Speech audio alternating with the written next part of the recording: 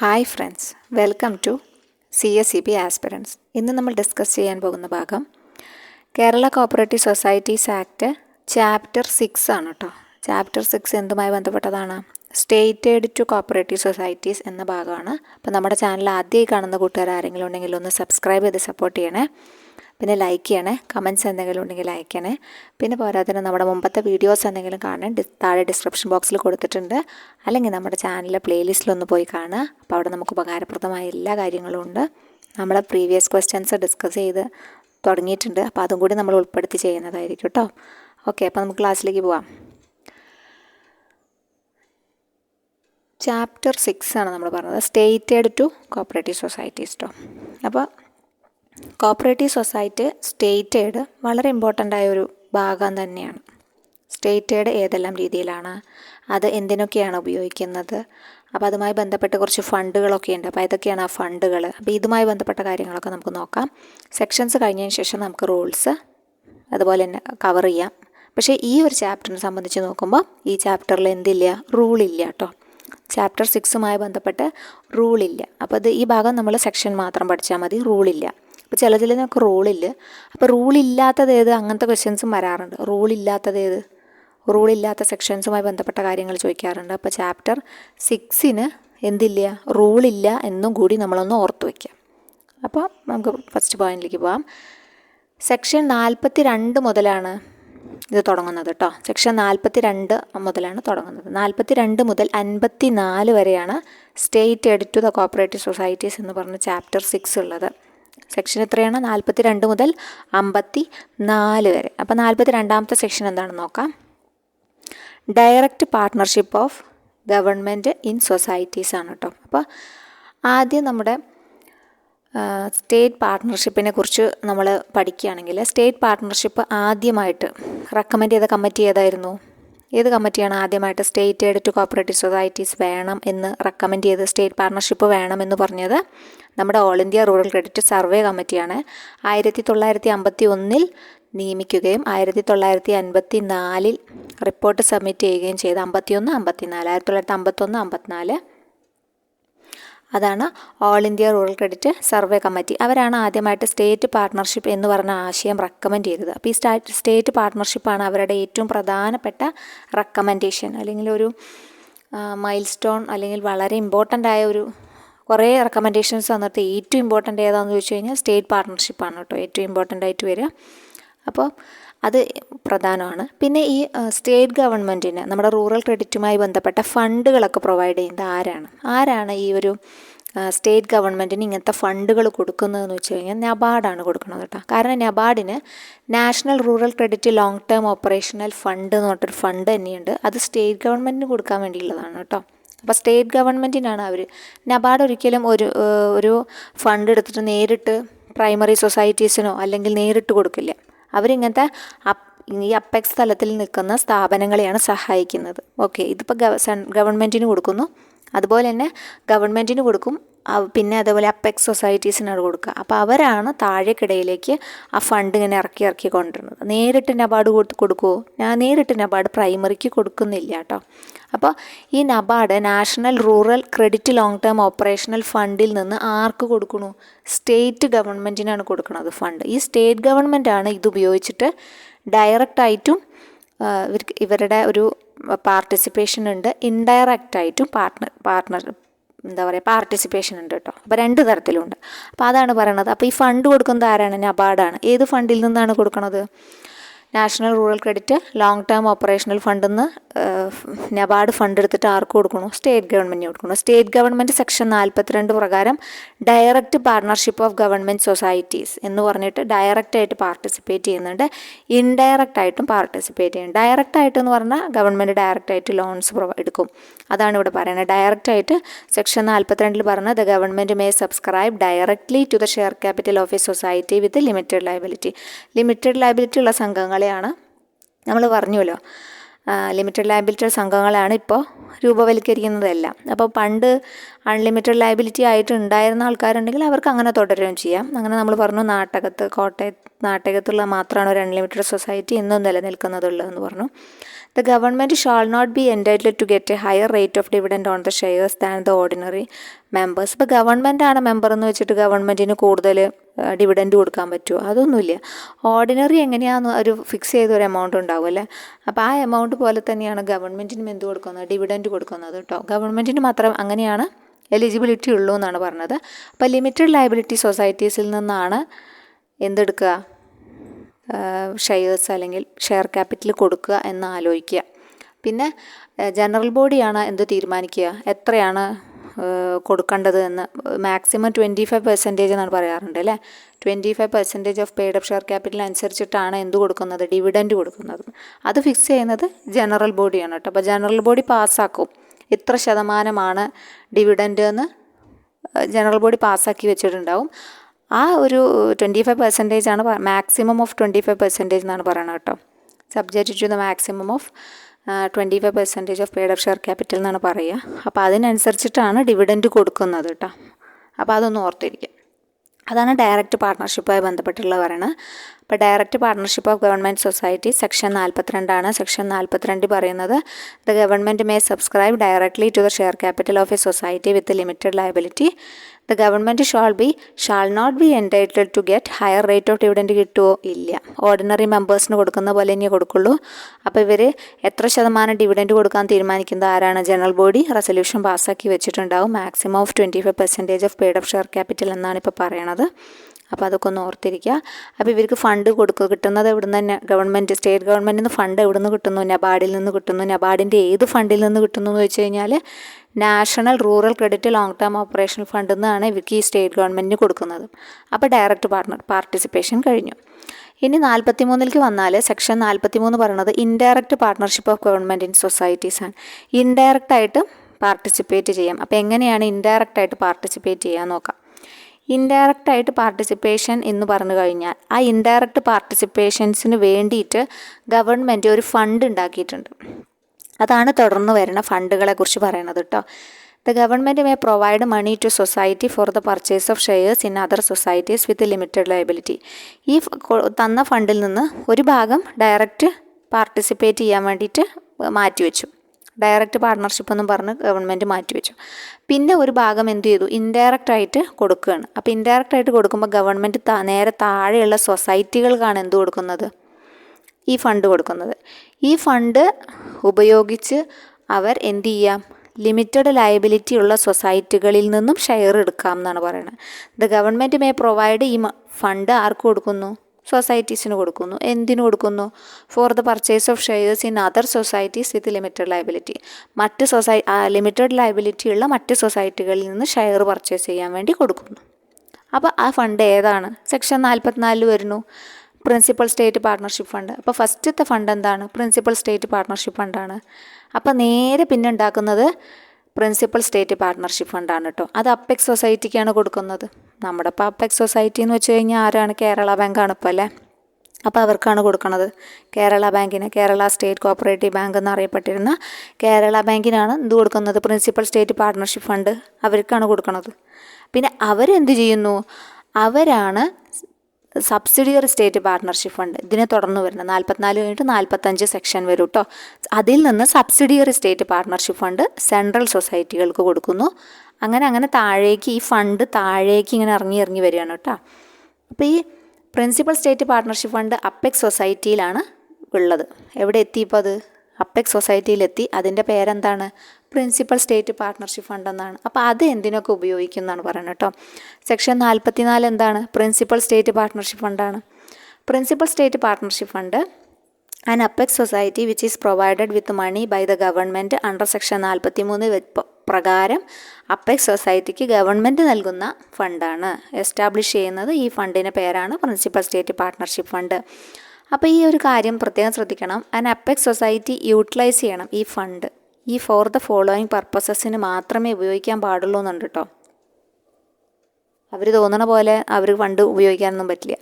Government കൊടുക്കണ ഫണ്ടാണല്ലോ. അപ്പോൾ അത് ഗവൺമെൻറ് പറഞ്ഞ രീതിയിലാണ് ഉപയോഗിക്കേണ്ടത്. അപ്പോൾ അത് എന്തിനൊക്കെയാണ് ഉപയോഗിക്കേണ്ടത്? താഴെ ലോലൻ ABC എന്ന് പറഞ്ഞിട്ടുണ്ട്. ഏത് കാറ്റഗറീസിനൊക്കെയാണ് ചിലവാക്കേണ്ടത്. ഒന്നാമത്തെ പോയിൻ്റായിട്ട് പറഞ്ഞ് directly purchasing shares in other societies with limited liability. Limited liability ഉള്ള സൊസൈറ്റികളിൽ നിന്നും നേരിട്ട് എന്ത് ചെയ്യാം? പർച്ചേസ് ചെയ്യാം, ഷെയർസ് പർച്ചേസ് ചെയ്യാം. അത് ഒരു കാര്യം.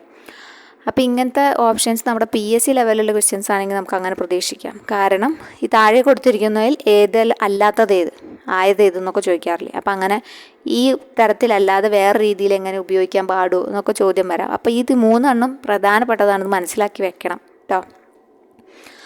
അപ്പോൾ A പറഞ്ഞത് directly purchasing of shares in other societies with limited liability. B പറഞ്ഞത് പ്രൊവൈഡിങ് മണി ടു സെൻട്രൽ സൊസൈറ്റിക്ക് കൊടുക്കുക to enable that society to purchase shares in other societies with limited liability. അതായത് സബ്സിഡിയറി സ്റ്റേറ്റ് പാർട്ട്ണർഷിപ്പ് ഫണ്ട് രൂപീകരിക്കുക എന്നാണ് അവർ ഉദ്ദേശിക്കുന്നത്. Central സൊസൈറ്റിക്ക് അതിൻ്റെ താഴെ, അപ്പെക്സിന് താഴെ നിൽക്കുന്നത് സെൻട്രൽ സൊസൈറ്റി ആണല്ലോ. അപ്പോൾ ഈ സെൻട്രൽ സൊസൈറ്റിക്ക് കൊടുക്കുക.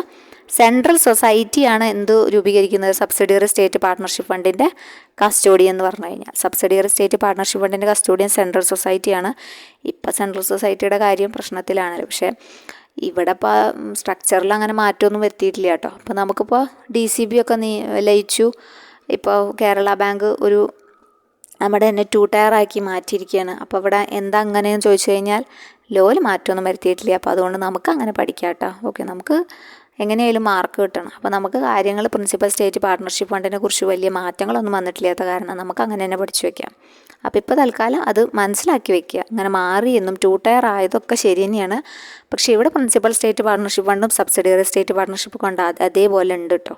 അപ്പോൾ അതൊന്നും കളയണ്ട, നമുക്ക് പഠിച്ചു വയ്ക്കാം. അപ്പോൾ അപ്പെക്സ് സൊസൈറ്റിയാണ് കയ്യിലാണ് പ്രിൻസിപ്പൽ സ്റ്റേറ്റ് പാർട്ട്ണർഷിപ്പ് ഫണ്ട് ഉള്ളത്. അത് കഴിഞ്ഞ് അവർക്ക് അതിൽ നിന്ന് directly purchase of shares in other societies with limited liability അതിന് വേണ്ടി ഉപയോഗിക്കാം. രണ്ടാമതായിട്ട് ഉപയോഗിക്കാനുള്ളത് സെൻട്രൽ സൊസൈറ്റിക്ക് കൊടുക്കാം. സെൻട്രൽ സൊസൈറ്റി അതിൻ്റെ പേരെന്താക്കും? സബ്സിഡിയറി സ്റ്റേറ്റ് പാർട്ട്ണർഷിപ്പ് ഫണ്ട് എന്നാക്കി ഉപയോഗിക്കുന്നു. അതെന്തിനാണ് ഉപയോഗിക്കുന്നത്? അതിൽ നിന്നും അവർ മറ്റ് സൊസൈറ്റികളിൽ നിന്ന് ഷെയർ പർച്ചേസ് ചെയ്യാമെന്നാണ് പറയുന്നത് കേട്ടോ. പിന്നെ അടുത്തത് പറയേണ്ടത് മൂന്നാമത്തെ ഒരു ഉപയോഗം C എന്ന് പറയുന്നത് making payments to the government in connection with the refund of shares. ഈ ഷെയർസ് റീഫണ്ട് ചെയ്യാൻ വേണ്ടിയിട്ട് ഗവൺമെൻറ്റിലേക്ക് കൊടുക്കാം, അതിനും ഉപയോഗിക്കാം കേട്ടോ. Refund of shares to apex societies. Apex സൊസൈറ്റിക്ക് റീഫണ്ട് ചെയ്യാം. റീഫണ്ട് ചെയ്യാനും എന്ത് ഉപയോഗിക്കും? ഈ ഫണ്ട് ഉപയോഗിക്കും. ഏത് ഫണ്ട്? ഈ ഫണ്ടിനെ ഉപയോഗിക്കാവുന്നതാണെന്നാണ് പറയുന്നത് കേട്ടോ. അപ്പോൾ refund of shares to apex society അതിന് വേണ്ടിയിട്ടും ഇത് ഉപയോഗിക്കാം. Making payments to the government in connection with the refund of shares. Refund ചെയ്യുന്നത് എവിടേക്ക് തന്നെയാണ്? പ്രിൻസിപ്പൽ സ്റ്റേറ്റ് പാർട്ട്ണർഷിപ്പ് ഫണ്ടിക്ക് തന്നെ ക്രെഡിറ്റ് ചെയ്യണം കേട്ടോ, ചെയ്യുക. അപ്പോൾ അതും അല്ലാതെ this fund shall not be utilised for any other purpose. ഈ 3 കാര്യങ്ങൾക്കല്ലാതെ മറ്റ് കാര്യങ്ങൾക്കൊന്നും ഈ ഫണ്ട് ഉപയോഗിക്കാൻ പാടില്ല എന്നാണ് പറയുന്നത്. അപ്പോൾ ആ 3 കാര്യങ്ങളൊന്ന് വെടിപ്പായി ഓർത്തിരിക്കണം കേട്ടോ. 3 കാര്യങ്ങൾ ഏതൊക്കെയാണ്? ഒന്നാമത്തെ കാര്യം എന്താണ്? ഒന്നാമത്തെ കാര്യം ഡയറക്റ്റ്ലി ഷെയർ പർച്ചേസ് ചെയ്യാം എന്നാണ് പറയുന്നത്. അപ്പെക്സ് സൊസൈറ്റിക്ക് യൂട്ടിലൈസ് ചെയ്യാം principal state partnership fund for the purpose. എന്തിനൊക്കെയാണ്? Directly purchasing shares in other societies with limited liability. B പറയുന്നത് പ്രൊവൈഡിങ് മണി ടു സെൻട്രൽ സൊസൈറ്റിക്ക് കൊടുക്കുക to enable that the society to purchase shares in other societies with limited liability. അത് ഉദ്ദേശിക്കുന്നത് എന്താണ്? Central സൊസൈറ്റിക്ക് പണം കൊടുക്കുന്നത് എന്തിനാണ്? Creation of subsidiary state partnership fund ഉണ്ടാക്കാനാണ് സെൻട്രൽ സൊസൈറ്റിക്ക് പൈസ കൊടുക്കുന്നത്. അവർ ആ ഫണ്ടിൽ നിന്നും എന്ത് കൊടുക്കുന്നു? അതിൻ്റെയും പ്രൈമറിയിലുള്ള ആൾക്കാരെ ഷെയർ വാങ്ങിക്കുന്നു. പിന്നെ ഷെയർ തിരിച്ച് റീഫണ്ട് ചെയ്യാൻ എന്ത് ചെയ്യുക? തിരിച്ചു കൊടുക്കാം. Making payments to the government in connection with the refund of share refund ചെയ്യാനും ആ പണം ഉപയോഗിക്കാം എന്ന് പറയുന്നുണ്ട്. ഈ 3 കാര്യങ്ങൾക്ക് മാത്രമേ ഈ ഫണ്ട് ഉപയോഗിക്കാൻ പാടൂ എന്ന് വ്യക്തമായി ലോയിൽ പറയുന്നുണ്ട്. അപ്പോൾ അതാണ് 44 അവിടെ കഴിഞ്ഞു കേട്ടോ. ഇനി 45ലേക്ക് വന്നാൽ സബ്സിഡിയറി സ്റ്റേറ്റ് പാർട്ട്ണർഷിപ്പ് ഫണ്ടാണ്. 45ലേക്ക് വന്നു കഴിഞ്ഞാൽ നമുക്ക് നോക്കാനുള്ളത് 45ആണ്. അപ്പോൾ 44 അവിടെ കഴിഞ്ഞു. 45 പറയണത് സബ്സിഡിയറി സ്റ്റേറ്റ് പാർട്ട്ണർഷിപ്പ് ഫണ്ടാണ്. അപ്പോൾ നമ്മൾ സബ്സിഡിയറി സ്റ്റേറ്റ് പാർട്ട്ണർഷിപ്പ് ഫണ്ട് പറഞ്ഞുല്ലോ, എവിടെയാണുള്ളത്? മെയിൻറ്റെയിൻ ചെയ്യുന്നത് എവിടെയാണ്? സെൻട്രൽ സൊസൈറ്റികളാണെന്ന് പറഞ്ഞു. Subsidiary state partnership fund maintain ചെയ്യുന്നത് ആരാണ്? സെൻട്രൽ സൊസൈറ്റികളാണ് എന്ന് പറഞ്ഞു. ഓക്കെ, അവർ എന്താ അത് വെച്ച് ചെയ്യണത്? പർച്ചേസിങ് ഷെയർ എവിടുന്ന്? പ്രൈമറി സൊസൈറ്റിയിൽ ഷെയർ പർച്ചേസ് ചെയ്യുന്നു വിത്ത് ലിമിറ്റഡ് ലയബിലിറ്റി. അതാണ് പറയണത്. അവർ സബ്സിഡിയറി സ്റ്റേറ്റ് പാർട്ട്ണർഷിപ്പ് ഫണ്ട് ഉപയോഗിക്കുന്നത് എന്തിനൊക്കെയാണ്? Purchasing shares in primary society, shares purchase ചെയ്യാൻ ഉപയോഗിക്കുന്നു. Making payments to the apex societies in connection with the refund of shares. നേരത്തെ പറഞ്ഞ പോലെ തന്നെ നേരത്തെ അവർ എന്തിലേക്കാണ് അടയ്ക്കുക? PS, അതായത് പ്രിൻസിപ്പളിലേക്കാണ് അടയ്ക്കുക. ഇവർ അപ്പെക്സ് സൊസൈറ്റിക്കാണ് അടയ്ക്കുക, മറ്റത് നേരെ ഗവൺമെൻറ്റിലേക്കാണ് അടയ്ക്കുക. Okay. Making payments to the apex societies in connection with the refund of shares. മറ്റ് കാര്യങ്ങൾക്കൊന്നും this fund shall not be utilised for any other purpose. മറ്റ് ആവശ്യങ്ങൾക്കൊന്നും ഉപയോഗിക്കാൻ പാടില്ല എന്ന് ഇതിലും പറയുന്നുണ്ട് കേട്ടോ. അപ്പോൾ സബ്സിഡിയറി സ്റ്റേറ്റ് പാർട്ണർഷിപ്പ് ഫണ്ട് എത്രയാണ് സെക്ഷൻ? 45 സെക്ഷൻ. അവരെന്തിനൊക്കെ ഉപയോഗിക്കുന്നുണ്ട്? അവർ 2 കാര്യങ്ങൾക്കേ ഉപയോഗിക്കുന്നുള്ളൂ. പ്രൈമറിയിലെ ഷെയർ പർച്ചേസ് ചെയ്യാൻ ഉപയോഗിക്കുന്നു, പിന്നെ ആർക്ക്? അപ്പെക്സ് സൊസൈറ്റിയിലേക്ക് റീഫണ്ട് ഓഫ് ഷെയർസിന് തിരിച്ചടവിന് ഉപയോഗിക്കുന്നുണ്ട്. ഈ 2 കാര്യങ്ങൾക്ക് മാത്രമേ സബ്സിഡിയറി സ്റ്റേറ്റ് പാർട്ണർഷിപ്പ് ഫണ്ട് ഉപയോഗിക്കുന്നുള്ളൂ എന്ന് പ്രത്യേകം ഓർത്തിരിക്കുക. ഓക്കെ. ഇനി 46 വരികയാണ്. അപ്പോൾ നമ്മൾ ഇതൊരു ഓർഡർ പോലെ ഇങ്ങനെ പഠിച്ചു വെക്കണം, അല്ലെങ്കിൽ നമുക്ക് കിട്ടില്ല. അപ്പോൾ 42 ഡയറക്റ്റായിട്ട് പാർട്ടിസിപ്പേറ്റ് ചെയ്തു, പിന്നെ ഇൻഡയറക്റ്റായിട്ട് പാർട്ടിസിപ്പേറ്റ് ചെയ്തു. ഈ പാർട്ടിസിപ്പേഷൻ്റെ ഭാഗമായിട്ട് 2 ഫണ്ടുകൾ ഉണ്ടാക്കി. ഒന്നാമത്തെ ഫണ്ട് പ്രിൻസിപ്പൽ ഫണ്ട്, പ്രധാനപ്പെട്ട ആളാണല്ലോ പ്രിൻസിപ്പൾ. പിന്നെ രണ്ടാമത്തെ ആൾ സബ്സിഡിയറി ഫണ്ട്. അപ്പോൾ പ്രിൻസിപ്പൽ സ്റ്റേറ്റ് പാർട്ണർഷിപ്പ് ഫണ്ടുമായി സബ്സിഡിയറി സ്റ്റേറ്റ് പാർട്ണർഷിപ്പ് ഫണ്ട്. ഇത് 42 നിന്നാണ് തുടങ്ങുന്നത്, നിങ്ങൾ പ്രത്യേകം ഓർത്തിരിക്കണം കേട്ടോ. സ്റ്റേറ്റ് എയ്ഡ് തുടങ്ങുന്നത് എവിടെ നിന്നാണ്? 42 നിന്നാണ്. അപ്പോൾ സ്റ്റേറ്റ് എയ്ഡ് 42, അത് എങ്ങനെയെങ്കിലും ഒരു കണക്ഷൻ വെച്ചിട്ട് നിങ്ങൾ ചാപ്റ്റർ 6 സ്റ്റേറ്റ് എയ്ഡ് 42, ഈ 42 കിട്ടിയാൽ മാത്രമേ നമുക്ക് ഇത് കണ്ടിന്യൂഷനായിട്ട് പഠിച്ചിട്ട് കാര്യമുള്ളൂ. 42 കിട്ടാതെ നമ്മളവിടെ 44 കൊണ്ട് എഴുതിയ ആദ്യത്തെ തൊട്ട് എല്ലാം തെറ്റില്ലേ? അപ്പോൾ അതുകൊണ്ട് അത് പറ്റില്ല. ചാപ്റ്റർ 6 ആണെന്നും സ്റ്റേറ്റ് എയ്ഡ് ആണെന്നും 42 ആണെന്നും നിങ്ങൾ ഓർത്തിരിക്കണം. അത് കഴിഞ്ഞാൽ പിന്നെ കണക്ഷൻ വെച്ച് പഠിക്കാൻ പറ്റും. 42 ഡയറക്റ്റ് പാർട്ടിസിപ്പേറ്റ് ചെയ്തു, 43 ഇൻഡയറക്റ്റായിട്ട് പാർട്ടിസിപ്പേറ്റ് ചെയ്തു. അതൊക്കെ ഗവൺമെൻറ്റിൻ്റെ പാർട്ടിസിപ്പേഷനാണ് പറയണത്. ഓക്കെ. പിന്നെ അതിന് വേണ്ടി 2 ഫണ്ട് ഉണ്ടാക്കി. ഒന്നാമത്തെ ഫണ്ട് ഏതാ? 44. അത് കഴിഞ്ഞ് തുടർന്നത് 44 പ്രിൻസിപ്പൽ സ്റ്റേറ്റ് പാർട്ണർഷിപ്പ് ഫണ്ട് ഉണ്ടാക്കി. പിന്നെ ഏതാ ഉണ്ടാക്കിയത്? സബ്സിഡിയറി സ്റ്റേറ്റ് പാർട്ണർഷിപ്പ് ഉണ്ടാക്കി. അപ്പോൾ 45 ഈ 2 ഫണ്ടുകൾ ഉണ്ടാക്കുമ്പോൾ എന്ത് ഫണ്ട് ഉണ്ടാക്കണമെങ്കിലും അപ്രൂവൽ വേണ്ടേ? വേണം. അപ്പോൾ അടുത്തത് approval of government for purchase of shares. അങ്ങനെ കണക്ട് ചെയ്ത് പഠിക്കാനാണ് പറയുന്നത് കേട്ടോ. 46 അപ്രൂവൽ വേണം. അപ്രൂവൽ വാങ്ങി ആരുടെ കയ്യിൽ നിന്ന് അപ്രൂവൽ വേണം? ഗവൺമെൻറ്റിൽ നിന്ന് കയ്യിൽ നിന്ന് അപ്രൂവൽ വേണം. Approval of government for purchase of shares. No shares in a society shall be purchased from the money in the principal state partnership fund or the subsidiary state partnership fund except with the previous approval in writing of the ഗവൺമെൻറ്റിൻ്റെ previous approval എഴുതി കിട്ടാതെ ഇതിലത്തെ ഫണ്ടിലത്തെ കാര്യങ്ങൾ വല്ലതും ഉപയോഗിക്കാൻ പറ്റുമോ? പറ്റില്ല. ഉപയോഗിച്ചാൽ വിവരം അറിയും. അതാണ് പറയുന്നത്. Approval of government for purchase of shares അതവിടെ സെറ്റായേ. No shares in a society shall be purchased from the money. PSPF എന്നും SSPF എന്നും ഉപയോഗിക്കുന്ന fund previous approval in writing of the government ഇല്ലാതെ ചിലവാക്കാൻ പറ്റില്ല. ഓക്കെ. അപ്പോൾ അത് തീരുമാനമായി. 46 തീരുമാനമായി. അപ്രൂവൽ വാങ്ങി നിൽക്കുകയാണ്. അപ്രൂവൽ കിട്ടിയാൽ പിന്നെ എന്തായി? പിന്നെ ലയബിലിറ്റി ആയില്ലേ? നമുക്കൊരു ലയബിലിറ്റി തന്നെയാണ്. നമുക്ക് ഉത്തരവാദിത്തങ്ങൾ വന്നു. അപ്രൂവൽ കിട്ടി, ഉത്തരവാദിത്തങ്ങളായി. ഉത്തരവാദിത്തങ്ങൾ നമ്മളെ ബാധ്യതയിലേക്ക് നയിക്കുന്നു എന്ന് ആലോചിക്കാം. അപ്രൂവൽ കിട്ടി, അപ്പോൾ നമുക്ക് ഉത്തരവാദിത്തമായി. അപ്പോൾ അത് നമുക്ക് എന്തായി? ബാധ്യതയായി. അപ്പോൾ 47 അപ്പോൾ നിങ്ങൾ എഴുതി നോക്കുക.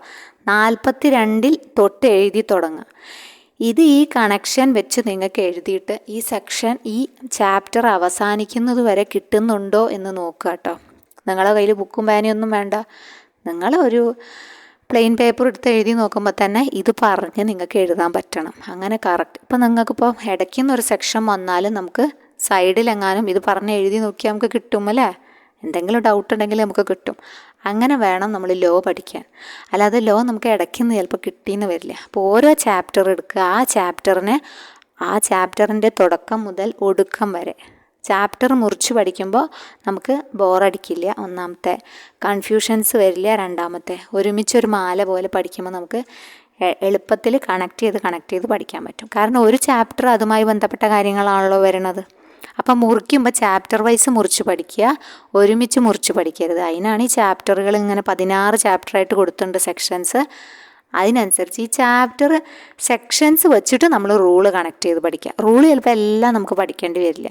റൂളിലെ പ്രധാനപ്പെട്ട കാര്യങ്ങൾ മാത്രം പഠിച്ചാൽ മതി. അപ്പോൾ ഈ ആദ്യ സെക്ഷൻ ഒതുക്കുക, പിന്നീട് റൂളിലേക്ക് വരിക. ഈ സെക്ഷനിൽ നിന്നുകൊണ്ട് റൂളിനെ നമ്മൾ കൂട്ടി ഇതിലേക്ക് പഠിക്കുക. അപ്പോൾ നമുക്ക് കുറച്ചും കൂടി എളുപ്പമായിരിക്കും പഠിക്കാൻ കേട്ടോ. തുടക്കക്കാരെ കുറിച്ചിട്ടാണ് പറയണത്. ഇതുവരെ പഠിച്ച കുട്ടികൾ നിങ്ങൾ എങ്ങനെയാണോ പഠിച്ചത് നമുക്ക് മാർക്ക് കിട്ടിയാൽ പോരെ. എങ്ങനെ നിങ്ങൾക്ക് പഠിക്കാൻ എളുപ്പച്ചാൽ അങ്ങനെ പഠിച്ചോ.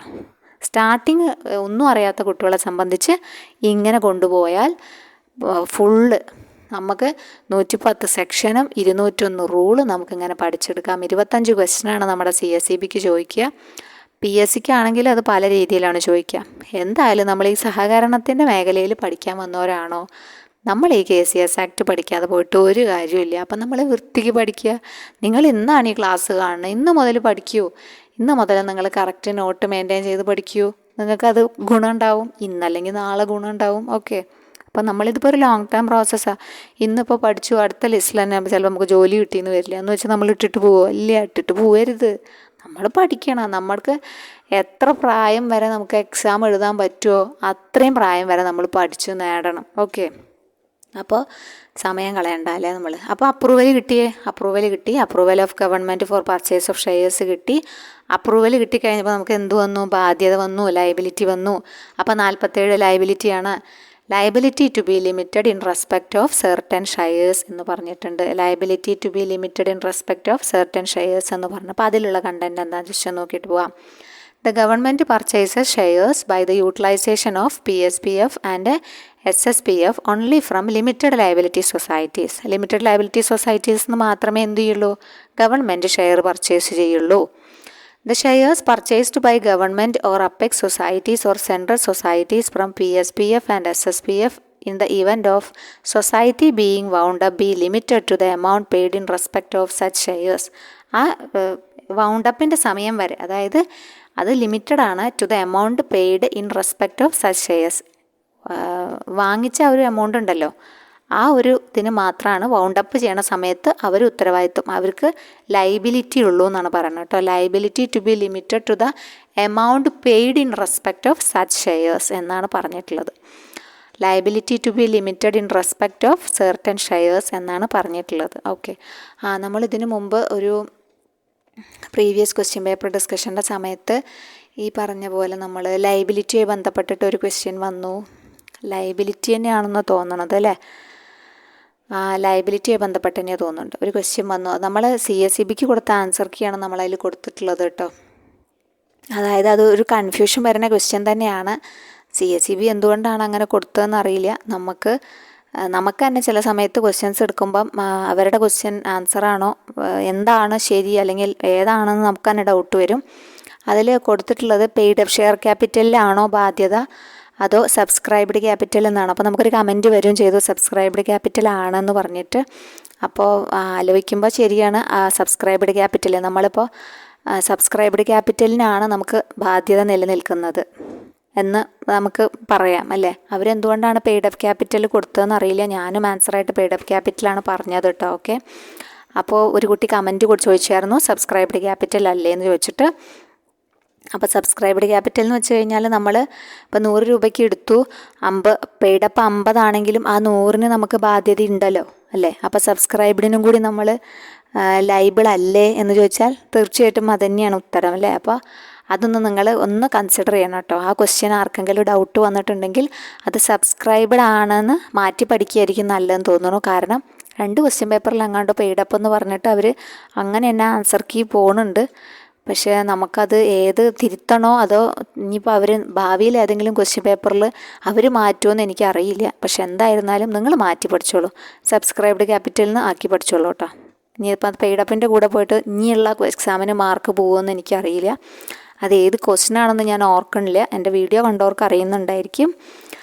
ഈ ഒരു ലയബിലിറ്റിയായി ബന്ധപ്പെട്ട കാര്യങ്ങൾ തന്നെയാണ് പറഞ്ഞത് നമ്മൾ. അപ്പോൾ ആ ഒരു ഭാഗം വന്നപ്പോൾ അങ്ങനെ ഒരു ഡൗട്ട് വന്നിരുന്നു. അപ്പോൾ ആ ഡൗട്ട് ഞാനിപ്പോൾ ജസ്റ്റ് ഓർമ്മ വന്നപ്പോൾ ഒന്ന് ക്ലിയർ ചെയ്തു എന്നുള്ളൂ കേട്ടോ. ഓക്കെ, അപ്പോൾ അങ്ങനെയാണ് പൊതുവെ കിടക്കുക. പെയ്ഡപ്പ് എമൗണ്ട് ഓഫ് പെയ്ഡപ്പ് ക്യാപിറ്റലിനാണ് ലയബിൾ എന്ന് ചോദിച്ചു കഴിഞ്ഞാൽ അവരുടെ ആൻസർ കീ പ്രകാരം അങ്ങനെയാണ്.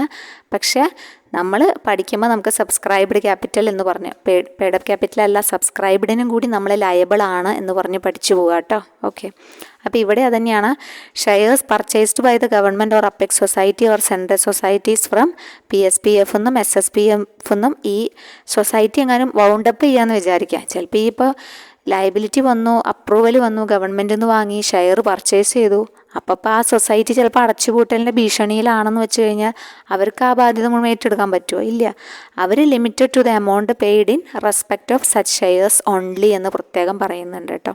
അപ്പോൾ 47 ലയബിലിറ്റിയിലാണ് വന്ന് നിൽക്കുന്നത്. 47 ലയബിലിറ്റിയാണ്. Liability to be limited in respect of certain shares എന്നാണ്. ഓക്കെ, ഈ 48ലേക്ക് കടക്കുമ്പോൾ restriction on amount of dividend. Restriction on amount of dividend ആണ്. Restriction on amount of dividend ആണ്. അപ്പോൾ ലയബിലിറ്റി വന്നു. ലയബിലിറ്റി കിട്ടിയതിന് ശേഷം ബാധ്യത വന്നപ്പോൾ നമ്മൾ എന്ത് വെച്ചു? ഡിവിഡൻറ്റിൻ്റെ മുകളിൽ കുറച്ച് റെസ്ട്രിക്ഷൻസ് ഒക്കെ വെച്ചു. നമുക്ക് ലയബിലിറ്റി ഉണ്ടല്ലോ. അപ്പോൾ ലയബിലിറ്റി ഉള്ള കാരണം നമ്മൾ ഡിവിഡൻറ്റിൻ്റെ മുകളിൽ കുറച്ച് റെസ്ട്രിക്ഷൻ. ഡിവിഡൻറ്റ് അങ്ങനെ വാരിക്കോരി കൊടുക്കാൻ പറ്റുമോ? ഇല്ല. നമ്മൾ ഇത്തിരി ലയബിൾ ആണല്ലോ. അപ്പോൾ ലയബിൾ ആയത് കാരണം തന്നെ കുറച്ച് റെസ്ട്രിക്ഷൻസ് വെച്ചു. എന്തിൻ്റെ മേലെ? ഡിവിഡൻറ്റിൻ്റെ മേലെ എന്ന് ഓർക്കണം. അപ്പോൾ അതിനുമായി ബന്ധപ്പെട്ട പോയിൻ്റാണ് അടുത്തത് വരുന്നത്. 48 വരുന്നത് restrictions on amount of dividend. Restrictions on amount of dividend. അപ്പോൾ ഇത് ഡിസൈഡ് ചെയ്യുന്നത് ജനറൽ ബോഡിയിലാണ് ഡിസൈഡ് ചെയ്യുക കേട്ടോ. മാക്സിമം 25% ആണ്, അതിൽ കൂടാൻ പാടില്ല എന്ന് പറഞ്ഞിട്ടുണ്ട് കേട്ടോ. അത് ഇതിൽ പറയുന്നില്ല. പക്ഷേ ഡിസൈഡഡ് ബൈ ദ ജനറൽ ബോഡിയാണ്. മാക്സിമം 25%-ൽ കൂടാൻ പാടില്ല എന്നാണ് റെസ്ട്രിക്ഷൻ എമൗണ്ട് ഓഫ് ഡിവിഡൻറ്റുമായി ബന്ധപ്പെട്ടുള്ള റെസ്ട്രിക്ഷൻസ് ഉള്ളത്. അപ്പോൾ ഇതിൽ ലോയിലെ കണ്ടൻറ്റ് നമുക്കൊന്ന് വായിച്ചു നോക്കാം. An apex society or central society which has purchased shares of other society from the money in the PSPF and a central society which has purchased shares in primary societies from the money in the SSPF shall be entitled to only such dividend on the said shares as is declared by the society concerned and is payable to other shareholders of that society. അതിൽ പറഞ്ഞിട്ടുള്ളത് തന്നെയാണ്. അതായത് SSPF-ന്ന് fund എടുത്തിട്ട് primary സൊസൈറ്റീസിലത്തെ ഇത് central society വാങ്ങിയതാണെങ്കിലും government apex സൊസൈറ്റീനെ ഉപയോഗിച്ച് വാങ്ങിയ share ആണെങ്കിലും restrictions ഡിവിഡൻറ്റിൽ ഉണ്ടാവും.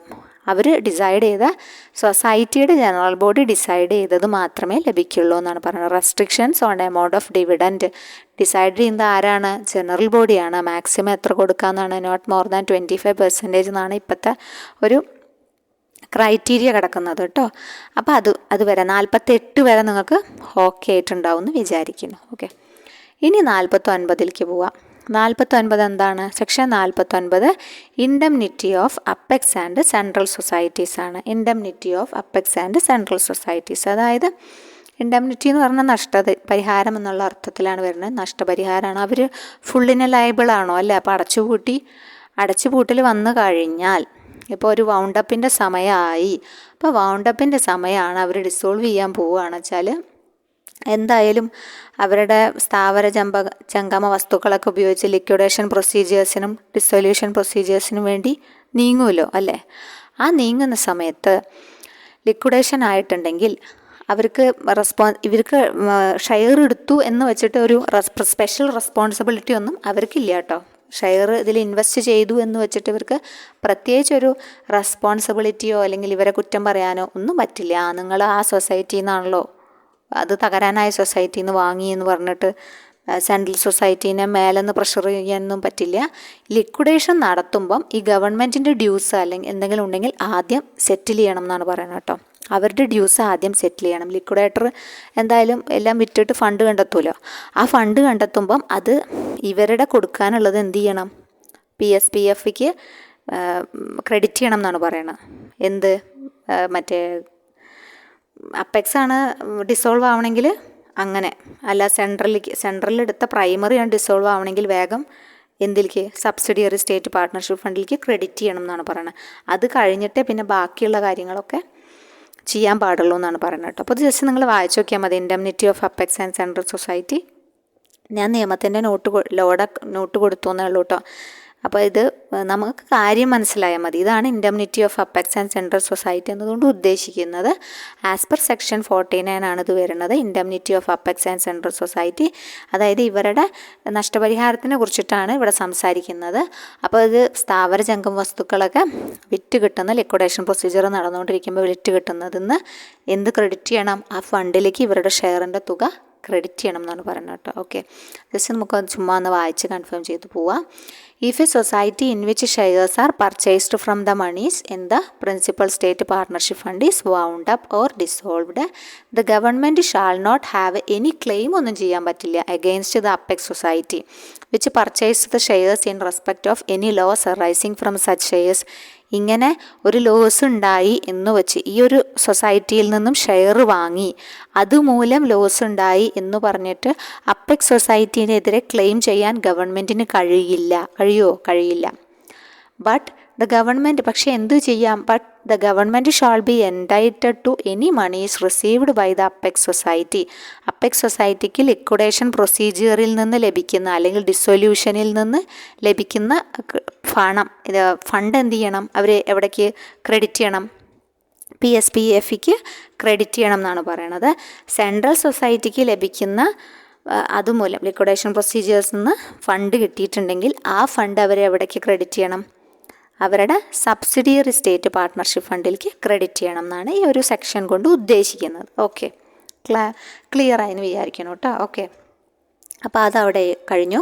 പിന്നെ നമ്മൾ 50ലേക്ക് വരികയാണ്. 50 disposal of share capital and dividend എന്നാണ് പറഞ്ഞത് കേട്ടോ. 50 എന്താ പറയണത്?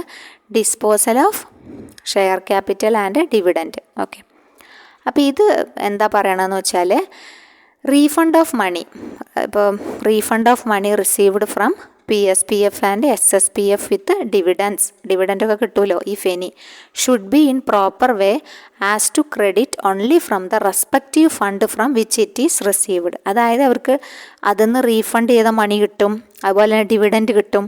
അത് പ്രോപ്പർ വേയിൽ കിട്ടിക്കഴിഞ്ഞാൽ അത് ക്രെഡിറ്റ് ചെയ്യണം. എവിടെ നിന്നാണോ എടുത്തത് അവിടേക്ക് തന്നെ തിരിച്ചടയ്ക്കണം എന്നാണ് പറയുന്നത് കേട്ടോ. എവിടെ നിന്നാണോ മണി എടുത്തത് അവിടേക്ക് തന്നെ തിരിച്ചടയ്ക്കണം എന്നാണ് പറയണത്. ഓക്കെ, അതാണ് ഈ disposal of share capital and dividend എന്നതുകൊണ്ട് ഉദ്ദേശിക്കുന്നത്. നമ്മളിപ്പോൾ ഇതിൽ വായിക്കുമ്പോൾ ഒരുപാടുണ്ടാകും, പക്ഷേ കണ്ടൻറ് ഇത്രയേ ഉള്ളൂ.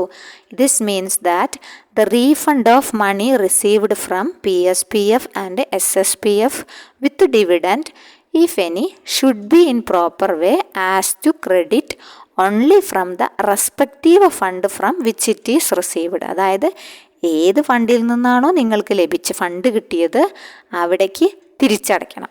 എന്ത്? ഡിവിഡൻഡോ അതുപോലെ തന്നെ അവിടുന്ന് കിട്ടുന്ന പിന്നെ എന്തെങ്കിലും ഡിവിഡൻഡും പിന്നെ അവർക്ക് കിട്ടുന്ന എന്ത് ഏണിങ്സ് ആണെങ്കിലും അതുമായി ബന്ധപ്പെട്ട് കിട്ടുന്ന ഏണിങ്സ് എല്ലാം തിരിച്ചടവ് വേണം എന്നാണ് പറയുന്നത് കേട്ടോ. അപ്പോൾ ജസ്റ്റ് നമുക്കൊന്ന് വായിച്ചിട്ട് പോവാം. All monies received by an apex society in respect of shares of other societies purchased from monies in PSPF or redemption of such share or by way of dividend or otherwise shall be credited to that fund. പിന്നെ അത് തന്നെയാണ് പറഞ്ഞത്. ഇവിടെ ഇപ്പോൾ apex സൊസൈറ്റിയുടെ കാര്യം പറഞ്ഞു, ഇവിടെ സെൻട്രൽ സൊസൈറ്റിയുടെ കാര്യമാണ് പറയണത്. All money received by the central society in respect of shares of primary societies purchased from the money in the SSPF അല്ലെങ്കിൽ റിഡംഷൻ ഓഫ് ഷെയർസ് അല്ലെങ്കിൽ ഡിവിഡൻ്റായിട്ട് കിട്ടുന്നതും എന്ത് ചെയ്യണം? ക്രെഡിറ്റഡ് ടു അല്ലെങ്കിൽ transferred to apex society which shall credit them to principal state partnership fund. ഇപ്പോൾ ഇവർ ആർക്ക് കൊടുക്കും? സെൻട്രൽ സൊസൈറ്റി അത് അപ്പെക്സിന് കൊടുക്കും. അപ്പെക്സ് അത് എന്ത് ചെയ്യണം? എവിടേക്ക് എത്തണം? ലാസ്റ്റ് പ്രിൻസിപ്പൽ സ്റ്റേറ്റ് പാർട്ട്ണർഷിപ്പ് ഫണ്ടിലേക്ക് തന്നെ എത്തണം കേട്ടോ. ഓക്കെ, അങ്ങനെയാണ് പറയണത് കേട്ടോ. അത് റീഫണ്ട് ചെയ്ത് പോകണം എന്നാണ് പറയണത്. ഇത് തന്നെയാണ് ഇവിടെയൊക്കെ മെൻഷൻ ചെയ്യണത് കേട്ടോ. അതുമായി ബന്ധപ്പെട്ട കാര്യങ്ങൾ തന്നെയാണ് അവിടെയൊക്കെ മെൻഷൻ ചെയ്യുന്നത്. ഓക്കെ, പിന്നെ 51 പറയണത്. Section 51 disposal of principal state partnership fund and subsidiary state partnership fund എപ്പോൾ? Winding up of apex or central society. അവിടെ അതാണ് നമ്മൾ പറയണത്. നമ്മൾ ഇതുവരെ പറഞ്ഞത് ഏത് സൊസൈറ്റിയാണ് വൗണ്ടപ്പ് ചെയ്യണത്. ഇതിപ്പോൾ അപ്പെക്സോ സെൻട്രലോ വൗണ്ടപ്പ് ചെയ്താൽ എന്ത് ചെയ്യണം? ഓഹരി കൊടുത്ത സൊസൈറ്റി വൈൻഡപ്പ് ചെയ്യുകയാണെങ്കിൽ ഓഹരി നമ്മൾ എടുത്തൂലോ ആ ഒരു സൊസൈറ്റി, ബിഗ് സൊസൈറ്റി. അപ്പോൾ അങ്ങനെയാണ് വൗണ്ടപ്പ് ചെയ്യണമെങ്കിൽ എന്താണ് പ്രൊസീജിയേഴ്സ് എന്നാണ് പറയണത്. ഓക്കെ, എളുപ്പമാണ്, പ്രത്യേകിച്ചൊന്നുമില്ല. ഇപ്പോൾ കേരള സ്റ്റേറ്റ് കോപ്പറേറ്റീവ് ബാങ്കാണ് വൗണ്ടപ്പ് ചെയ്യണമെങ്കിൽ എന്ത് ചെയ്യും? റീഫണ്ട് ഗവൺമെൻറ്റിലേക്ക് റീഫണ്ട് ചെയ്യും അല്ലേ. ഈ പ്രിൻസിപ്പൽ സ്റ്റേറ്റ് പാർട്ട്ണർഷിപ്പ് ഫണ്ട് ആർക്കാണ് റീഫണ്ട് ചെയ്യുക? Refund to government. ഓക്കെ, അതായത് Kerala state cooperative bank wound up ചെയ്യുകയാണെങ്കിൽ അവർ മെയിൻറ്റെയിൻ ചെയ്യുന്ന പ്രിൻസിപ്പൽ സ്റ്റേറ്റ് പാർട്ട്ണർഷിപ്പ് ഫണ്ട് ഗവൺമെൻറ്റിലേക്ക് റീഫണ്ട് ചെയ്യും. ഇനി DCB ആണ് വൗണ്ടപ്പ് ചെയ്യണമെങ്കിലോ, ഡിസ്ട്രിക്റ്റ് കോഓപ്പറേറ്റീവ് ബാങ്ക് അതിൻ്റെ കയ്യിലാണല്ലോ, സെൻട്രൽ സൊസൈറ്റി വെച്ചാൽ ആ ഒരു ഇതിലാണല്ലോ നമ്മൾ എന്തിരിക്കണത്, സബ്സിഡിയറി സ്റ്റേറ്റ് പാർട്ട്ണർഷിപ്പ് ഫണ്ട് ഇരിക്കണത്. അപ്പോൾ ആ സബ്സിഡിയറി സ്റ്റേറ്റ് പാർട്ട്ണർഷിപ്പ് ഫണ്ടാണ് പിന്നെ വൗണ്ടപ്പ് ചെയ്യണമെന്ന് വിചാരിക്കും. അപ്പോൾ സബ്സിഡിയറി സ്റ്റേറ്റ് പാർട്ട്ണർഷിപ്പ് ഫണ്ടാണ് വൗണ്ടപ്പ് ചെയ്യുന്നതെങ്കിൽ എന്ത് ചെയ്യുന്നു, അവർ അത് പ്രിൻസിപ്പൽ സ്റ്റേറ്റ് പാർട്ട്ണർഷിപ്പ് ഫണ്ടിലേക്ക് തിരിച്ചടയ്ക്കും, റീഫണ്ട് ചെയ്യും കേട്ടോ. അപ്പോൾ subsidiary state partnership fund refunded to principal state partnership fund എന്നാണ് പറയണത്. ഓക്കെ, അതാണ് ഈ ഒരു സെക്ഷൻ 51 എന്ന സെക്ഷൻ കൊണ്ട് ഉദ്ദേശിക്കുന്നത്. അപ്പോൾ ഇതിൽ കൊടുത്തിരിക്കുന്ന പോയിന്റ് നിങ്ങൾ കറക്റ്റായിട്ട് വായിച്ചു നോക്കുക. ഓക്കെ, ഒന്നാമത്തെ പോയിന്റ് പറയണത് if an apex society which has established a principal state partnership fund is wound up or is dissolved, all monies to credit or payable to that fund shall be paid to ഗവൺമെൻറ്റിലേക്ക് അടയ്ക്കണം. പിന്നെ പറയണത് central society ആണെങ്കിൽ if a central society which has established a subsidiary state partnership fund is wound up or dissolved, all money to credit എന്ത് ചെയ്യണം, state partnership ഫണ്ടിലേക്ക് അടയ്ക്കണം. Okay, അതാണ് പറയുന്നത്. ഇനി സെക്ഷൻ 52 വരികയാണ്. എഗ്രിമെൻ്റ് ആണ് കേട്ടോ. Agreement by government and apex societies subject to the foregoing provisions ഒന്നിനെ കുറിച്ചിട്ടാണ് പറയുന്നത്. Agreement by government or apex societies എന്ന് പഠിച്ചാൽ മതി. അപ്പോൾ കരാറിൽ പറഞ്ഞ പ്രകാരം മാത്രമേ ഫണ്ടുകൾ യൂട്ടിലൈസ് ചെയ്യാൻ പാടുള്ളൂ എന്നാണ് പറയുന്നത്. ഗവൺമെൻറ് അവിടെ കരാറുണ്ട്, എന്ത്, നമ്മുടെ അപ്പെക്സ് സൊസൈറ്റിയും തമ്മിൽ ഒരു കരാറുണ്ടാവും. അപ്പോൾ അതിൽ പറഞ്ഞിരിക്കുന്ന പ്രകാരം മാത്രമേ എന്ത് പാടുള്ളൂ, ഈ ഫണ്ടുകൾ ഉപയോഗിക്കാൻ പാടുള്ളൂ. ഓക്കെ, യൂട്ടിലൈസേഷൻ ഓഫ് ഫണ്ട്സ് അത് പ്രകാരമാണ്. പിന്നെ ഇവരാണെങ്കിൽ കേരള സ്റ്റേറ്റ് കോഓപ്പറേറ്റീവ് ബാങ്കും അല്ലെങ്കിൽ DCBസും തമ്മിലൊരു ധാരണ ഉണ്ടാവും, അല്ലെങ്കിൽ കരാറുണ്ടാവും. അതിൽ പറഞ്ഞിരിക്കുന്ന കാര്യം മാത്രമേ എന്ത് ചെയ്യാൻ പാടുള്ളൂ, ഉപയോഗിക്കാൻ പാടുള്ളൂ. അതാണ് ഇവർ പറയണത് കേട്ടോ. Okay, the government may enter into an agreement with an apex society setting out the terms and conditions on which it shall provide monies to apex societies for the purpose specified in section 43 പറഞ്ഞിരിക്കുന്ന പ്രകാരം മാത്രമേ ഉപയോഗിക്കാൻ പാടുള്ളൂ. താഴെയാണെങ്കിൽ section 44 പറഞ്ഞിരിക്കുന്ന പ്രകാരം മാത്രമേ ഉപയോഗിക്കാൻ പാടുള്ളൂ എന്ന് പ്രത്യേകം പറയുന്നു. അപ്പോൾ അത് കണ്ടൻറ്റ് മനസ്സിലാക്കിയാൽ മതി. 52 എന്താണ്? അപ്പോൾ agreement by government and apex societies എന്തുമായി ബന്ധപ്പെട്ടിരിക്കുന്നു, ഈ ഒരു ഫണ്ടുമായി ബന്ധപ്പെട്ടതാണ് കേട്ടോ. ഇനി അടുത്തത് പറയണത് other forms of state aid എന്തെല്ലാമാണ്. 53 പറയുന്നത് മറ്റു തരത്തിലുള്ള സ്റ്റേറ്റ് എയ്ഡുകൾ എന്തെല്ലാമാണെന്ന് പറയുന്നത്. അപ്പോൾ അതിൽ കുറച്ച് പോയിന്റുകളുണ്ട്, അതൊക്കെ നമ്മൾ ജസ്റ്റ് ഒന്ന് നോക്കിയിട്ട് പോകാം കേട്ടോ. Other forms of state aid: give loans or make advances to societies. ഇത് മാത്രമല്ല, ഈ PSPFും SSPFും ഉണ്ടാക്കാൻ ഫണ്ട് കൊടുക്കലും ഷെയർ പർച്ചേസ് ചെയ്യലും മാത്രമല്ലല്ലോ ഗവൺമെൻറ് സ്റ്റേറ്റ് ചെയ്യുന്നത്. സ്റ്റേറ്റ് വേറെ എന്തൊക്കെയാണ് ചെയ്യുന്നത്? അവർ give loans or make advances to societies കൊടുക്കുന്നുണ്ട്. പിന്നെ ഗ്യാരണ്ടി നിൽക്കുന്നുണ്ട്. Repayment of principal and payment of interest on ഡിബഞ്ചേഴ്സിന് ഗ്യാരണ്ടറായിട്ട് പ്രവർത്തിക്കുന്നുണ്ട്. ഗ്യാരണ്ടി നിൽക്കുന്നുണ്ട്. Guarantee the repayment of share capital of a society and dividend issued by a society. അതിൻ്റെ റേറ്റ്സൊക്കെ fix ചെയ്യുന്നത് ഗവൺമെൻറ്റാണ്. ഓക്കെ, പല ഇതിനും guarantee the repayment of principal and payment of interest on loans and advances to society. Guarantee the repayment of deposits received by the society and payment of interest on such deposits. Other financial assistance like grant, subsidy ഇതെല്ലാം ഗവൺമെൻറ്റിൻ്റെ ഭാഗത്തു നിന്നുണ്ട് കേട്ടോ. Set off any amount due to government out of financial assistance ആവശ്യം വരുമ്പോൾ set off നടത്തുന്നുണ്ട്. The gross amount assistance before set off shall be treated as the original amount of assistance. The government may exempt. പല സൊസൈറ്റികൾക്കും government ഡ്യൂസും eligible കേസസിലാണെങ്കിൽ അവർക്ക് financial position consider ചെയ്ത് കുറച്ച് എക്സെപ്ഷൻസൊക്കെ ഗവൺമെൻറ്റിൻ്റെ ഭാഗത്തുനിന്ന് ഇളവുകളൊക്കെ കൊടുക്കുന്നുണ്ട്. ഓക്കെ, ഇതൊക്കെയാണ് ഗവൺമെൻറ് മറ്റ് ഫോംസ് ഓഫ് സ്റ്റേറ്റ് എയ്ഡ് ആയിട്ട് ചെയ്യുന്നത് എന്നാണ് ഉദ്ദേശിക്കുന്നത് കേട്ടോ. അതാണ് സെക്ഷൻ 53 പറയണത്.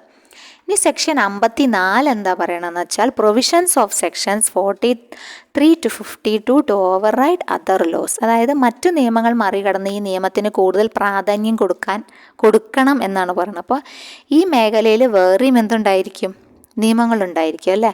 പക്ഷേ അതിനെല്ലാം മറികടന്ന് ഈ നിയമത്തിന് കൂടുതൽ പ്രാബല്യവും പ്രാധാന്യവും കൊടുക്കണം എന്ന് പറയുന്നതാണ് സെക്ഷൻ 54 കേട്ടോ. ഓക്കെ, അപ്പോൾ ഇത്രയാണ് നമ്മൾ എന്തുമായി ബന്ധപ്പെട്ട് പറയണത്, സ്റ്റേറ്റ് എയ്ഡുമായിട്ട് ബന്ധപ്പെട്ട് പറയണത് കേട്ടോ. സ്റ്റേറ്റ് എയ്ഡുമായി ബന്ധപ്പെട്ട് സിമ്പിൾ ചാപ്റ്ററാണ് സ്റ്റേറ്റ് എയ്ഡ്. പക്ഷേ ക്വസ്റ്റ്യൻസ് എന്തായാലും നമ്മുടെ PSPF SSPF സംബന്ധിച്ച് ക്വസ്റ്റ്യൻസ് വരാറുണ്ട്. അവ എന്തിനൊക്കെ ഉപയോഗിക്കുന്നു, അവ ആരാണ് മെയിൻറ്റെയിൻ ചെയ്യുന്നത്, അവയുടെ ആവശ്യം എന്താണ് എന്നൊക്കെ ചോദിക്കാറുണ്ട് കേട്ടോ. അപ്പോൾ അതൊക്കെ നമ്മൾ ഓർത്ത് പഠിക്കുക. അപ്പോൾ ഈ റീഫണ്ട് ചെയ്യുന്ന ഫണ്ടുകളൊക്കെ അവസാനം സ്റ്റേറ്റ് ഗവൺമെൻറ്റിലേക്ക് തന്നെ എത്തും, അങ്ങനെയാണ് പറയുന്നത് കേട്ടോ. ഈ റീഫണ്ട് ചെയ്യുന്ന ഇപ്പോൾ refund shares apex society refund ചെയ്ത് അവർ തിരിച്ച് PSPFക്ക് അടയ്ക്കും. പിന്നെ അതുപോലെ തന്നെ സെൻട്രൽ സൊസൈറ്റി SSPFക്ക് അടയ്ക്കും. ഇതെല്ലാം എവിടേക്ക് എത്തും? PSPFക്ക് എത്തും. PSPF അത് refund of shares to government എന്ന് പറഞ്ഞിട്ട് സ്റ്റേറ്റ് ഗവൺമെൻറ്റിലേക്ക് തന്നെ എത്തും. അപ്പോൾ അതൊരു ഇതാണ്, ഒരു ചെയിൻ പോലെയാണ് അല്ലേ. ഈ ഇറക്കുന്ന പൈസ റീഫണ്ടായിട്ട് തിരിച്ച് കിട്ടുന്നുണ്ട് ഗവൺമെൻറ്, സ്റ്റേറ്റ് ഗവൺമെൻറ്റിന്. പിന്നെ അവർ കൊടുത്തുകൊണ്ടിരിക്കുന്നുണ്ട്, തിരിച്ചും റീഫണ്ടായിട്ട് കിട്ടുന്നുണ്ട്. ഓക്കെ, അപ്പോൾ അതിങ്ങനെ നടന്നുകൊണ്ടിരിക്കുകയാണ്. അപ്പോൾ ഇത്രയാണ് പറഞ്ഞിട്ടുള്ളത്. അപ്പോൾ ഈ സെക്ഷൻസ് നമുക്ക് ഓർത്ത് വെച്ച് പഠിക്കണം എന്ന് പറഞ്ഞു. അപ്പോൾ ആദ്യം ഡയറക്റ്റ് പാർട്ട്ണർഷിപ്പ് ആലോചിക്കുക, പിന്നെ ഇൻഡയറക്റ്റ് പാർട്ട്ണർഷിപ്പ് ആലോചിക്കുക, പ്രധാനപ്പെട്ട 2 ഫണ്ടുകളെ കുറിച്ച് ആലോചിക്കുക. ഇൻഡയറക്റ്റായിട്ട് പാർട്ടിസിപ്പേറ്റ് ചെയ്യാൻ വേണ്ടിയിട്ട് 2 ഫണ്ട് ഉണ്ടാക്കിയിട്ടുണ്ട്, PSPFും SSPFും ആലോചിക്കുക. ഈ ഫണ്ടുകൾ വന്നതിപ്പോൾ എന്ത് വേണം? ഗവൺമെൻറ്റിൻ്റെ അപ്രൂവൽ വേണം for the purchase of shares. ഗവൺമെൻറ്റിൻ്റെ അപ്രൂവൽ കിട്ടി. ലയബിലിറ്റി, അപ്പോൾ അപ്രൂവൽ കിട്ടിയപ്പോൾ ലയബിലിറ്റി വന്നു. Liability to be limited in respect of certain shares. Liability വന്നപ്പോൾ നമ്മൾ ഡിവിഡൻഡ് ഓവറായി കൊടുക്കാൻ പാടില്ല. അപ്പോൾ നമ്മൾ കുറച്ച് റെസ്ട്രിക്ഷൻസ് വെച്ചു. അതാണ് restrictions on amount of dividend എന്ന് പറഞ്ഞത്. അപ്പോൾ ഡിവിഡൻഡിൽ റെസ്ട്രിക്ഷൻസ് വെച്ചു. അപ്പോൾ നമുക്ക് എന്തുണ്ട്? ഇനിയിപ്പോൾ ഡിവിഡൻഡൊക്കെ കൊടുത്തു, നമുക്ക് നഷ്ടപരിഹാരമൊക്കെ നഷ്ടപരിഹാരം കൊടുക്കേണ്ടിയൊക്കെ വരൂ. അപ്പോൾ അതാണ് indemnity of apex and central societies. Indemnity of apex and central societies വന്നു. അത് കഴിഞ്ഞു നഷ്ടപരിഹാരം വരുമോ എന്നൊരു സംശയമൊക്കെ നമുക്കുണ്ട്. പക്ഷേ എന്നിരുന്നാലും നമുക്ക് disposal of share capital and dividend കൊടുക്കാതിരിക്കാൻ പറ്റില്ല എന്ന് ആലോചിക്കുക. Disposal of share capital of dividend വന്നു. അപ്പോൾ സെക്ഷൻ 50, അപ്പോൾ 42 തൊട്ട് നിങ്ങൾ എഴുതി തുടങ്ങണം. ഈ കണ്ടൻറ്റ് പറയണതിൻ്റെ കൂടെ നിങ്ങൾ ഈ സെക്ഷൻസും എഴുതി പോവുക. 50 disposal of share capital and dividend. ആ ഷെയർ ക്യാപിറ്റലും ഡിവിഡൻഡും പോലെ തന്നെ പ്രധാനപ്പെട്ടതാണ് ഈ 2 ഫണ്ടുകൾ. പിന്നെ നമ്മൾ അടച്ചുപൂട്ടൽ ഭീഷണിയായിട്ടാണ് വൈൻഡിങ് അപ്പായി. അപ്പോൾ എന്തു ചെയ്യും? 51 ഡിസ്പോസൽ ഓഫ് ആദ്യം PSPFും SSPFും on winding up of apex and central society. അത് ഡിസ്പോസ് ചെയ്യുന്നതിനെ കുറിച്ചാണ് ആദ്യം നമ്മൾ തീരുമാനിക്കണത് കേട്ടോ. അങ്ങനെ അടച്ചുപൂട്ടൽ വന്നപ്പോൾ നമ്മൾ എഗ്രിമെൻറ്റിലേക്ക് വന്നു. Agreement by government and apex society. Agreement by government and apex society. അപ്പോൾ വൈൻഡിങ് അപ്പ് വന്നപ്പോൾ നമ്മൾ ഡിസ്പോസൽ ചെയ്തു PSPFും SSPFും on winding up of apex and central society 51. അപ്പോൾ തന്നെ നമ്മൾ എഗ്രിമെൻറ്റ് വന്നു 82 agreement by government and apex society. Agreement വന്നു. അപ്പോൾ എഗ്രിമെൻറ്റ് വെച്ചപ്പോൾ ഗവൺമെൻറ് എന്ത് ചെയ്തു? Other forms of state aid തരാമെന്ന് പറഞ്ഞു അല്ലേ. 53 അപ്പോൾ നമ്മൾ സ്റ്റേറ്റ് എയ്ഡിലേക്ക് വന്നു. Other forms of state aid to cooperatives. Agreement വന്നു ഗവൺമെൻറ്റും അപ്പെക്സ് സൊസൈറ്റിയും തമ്മിൽ. അതിൻ്റെ ഫലമായിട്ടാണ് ആലോചിക്കുക. Other forms of state aids to cooperative societies വന്നു എന്ന് ആലോചിക്കുക. പിന്നെ അവസാനത്തെ 54 പ്രൊവിഷൻസ് ആസ്. അത് നിങ്ങൾ ലോ ആയിട്ട് പഠിക്കേണ്ട. 54ൻ്റെ കണ്ടൻറ്റ് മലയാളത്തിൽ ഓർത്തിരുന്നാൽ മതി. മറ്റ് നിയമങ്ങൾ മറികടന്ന് ഈ നിയമത്തിന് കൂടുതൽ പ്രാധാന്യം കൊടുക്കണം എന്ന് മാത്രം നിങ്ങൾ ഓർത്തു വെച്ചാൽ മതി. അപ്പോൾ അതോടുകൂടി നമ്മുടെ സെക്ഷൻ 54 എത്തി നിൽക്കുകയാണ്. അപ്പോൾ 42 മുതൽ 54 വരെ ഈ ഒരു ഓർഡറിൽ നിങ്ങളത് ആ ഒരു തിയറി പാർട്ട് നിങ്ങൾ അങ്ങനെ പറഞ്ഞ് പഠിക്കുക. 42 മുതൽ ഇങ്ങനെ സെക്ഷൻസ് എഴുതി വരിക. അപ്പോൾ നമുക്കത് കിട്ടും. അപ്പോൾ അതിൻ്റെ ഇടയ്ക്ക് ഇന്ന് ഒരു disposal of share capital and ഡിവിഡൻറ്റുമായി ബന്ധപ്പെട്ടത് ഏതാണെന്ന് ചോദിച്ചു കഴിഞ്ഞാൽ നിങ്ങൾക്ക് 50 എന്ന് എഴുതാൻ പറ്റണം. Agreement by government and apex societies ഏതാണെന്ന് ചോദിച്ചാൽ 52 എന്ന് എഴുതാൻ പറ്റണം. ഓക്കെ, അപ്പോൾ അത് ആ ഓർഡർ തെറ്റാതെ ഒരു തിയറി പോലെ പഠിച്ചു വെക്കുക. ഇങ്ങനെയൊക്കെ കാര്യങ്ങൾ എന്നിട്ട് പിന്നെ സെക്ഷൻസ് ഇങ്ങനെ എഴുതി നോക്കുക. അപ്പോൾ അതൊന്ന് കിട്ടും, മിസ്സാവാതെ കിട്ടും കേട്ടോ. അപ്പോൾ ഈ ചാപ്റ്റർ ഇത്രയേ ഉള്ളൂ നമുക്ക് പഠിക്കാൻ. അതാണ് state aid to cooperative societies എന്ന് പറഞ്ഞ ചാപ്റ്റർ. ഇതിന് റൂളായിട്ട് പഠിക്കാനില്ല, കാരണം ഇതിന് റൂളില്ല എന്ന് നമ്മൾ പറഞ്ഞല്ലോ. ഓക്കെ, അപ്പം നമുക്ക് അടുത്ത ചാപ്റ്റർ 7th ചാപ്റ്റർ നമുക്ക് ഡിസ്കസ് ചെയ്യാം കേട്ടോ. അപ്പോൾ അത് നമുക്ക് അടുത്ത ക്ലാസ്സിലാവാം. അപ്പോൾ നമ്മുടെ ക്ലാസ് ആദ്യമായിട്ട് കാണുന്ന കൂട്ടുകാർ ആരെങ്കിലും ഉണ്ടെങ്കിൽ, ഒരുപാട് പേര് സബ്സ്ക്രൈബ് ചെയ്യാതെയാണ് കാണുന്നത്. അപ്പോൾ നിങ്ങൾ ദയവായിട്ടൊന്ന് സബ്സ്ക്രൈബ് ചെയ്ത് സപ്പോർട്ട് ചെയ്തിട്ട് കാണാം. അപ്പോൾ നമുക്ക് കൂടുതൽ വീഡിയോസ് ചെയ്യാനുള്ള ഊർജ്ജം ലഭിക്കും അല്ലേ. അപ്പോൾ എല്ലാവരും സബ്സ്ക്രൈബ് ചെയ്തിട്ട് വേണം കാണാൻ കേട്ടോ. സബ്സ്ക്രൈബ് ചെയ്യാതെ പോകരുത്. നിങ്ങൾക്ക് ആവശ്യമുള്ള കണ്ടൻറ്റ് എന്തായാലും ഈ ഒരു ചാനലിൽ നിന്ന് ലഭിക്കും എന്നുള്ള കാര്യം ഉറപ്പാണ്. അപ്പോൾ നിങ്ങളൊക്കെ സബ്സ്ക്രൈബ് ചെയ്തിട്ട് കാണുക. ഓക്കെ, അപ്പോൾ താങ്ക് യു. അപ്പോൾ നമുക്ക് അടുത്ത ക്ലാസ്സിൽ കൂടുതൽ ലോ ക്ലാസ്സും പിന്നെ അതുപോലെ ക്വസ്റ്റ്യൻ പേപ്പർ ഡിസ്കഷനൊക്കെ ആയിട്ട് വരാം കേട്ടോ. Okay, thank you.